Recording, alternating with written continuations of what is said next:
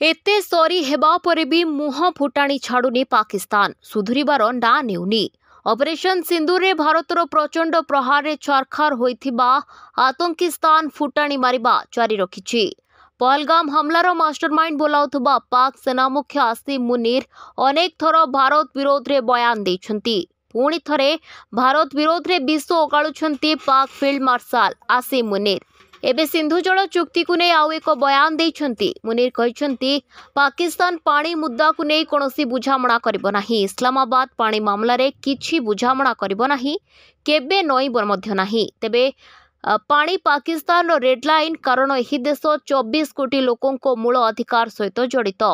पाकिस्तान केबे भी भारतर कथा मानिबो नाही। आमे भारतर 6 एयरक्राफ्ट को खसाई देउछु, जेउथिरे 3 राफेल रहिछि, 12टी ड्रोन रही। पाकिस्तान काश्मीर विवाद उपरे केबे भी बुझामणा करिबो नाही।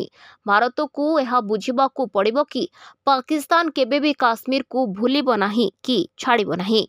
तेबे गत एप्रिल रे देश को दोहलाई देथिबा पहलगाम आक्रमणर मास्टरमाइंड थिले आसिम मुनीर। एही आक्रमण रे 26 जनंकर मृत्यु होइतला, जेउथिरे जणे नेपाली नागरिक मध्य थिले। चौकी बंचाइबाकू आसिम मुनीर एही षडयंत्र करिथिले। आईएसआई को दायित्व देइथिले। एही खुलासा करिथिले पाक पूर्वतन मेजर आदिल राजा।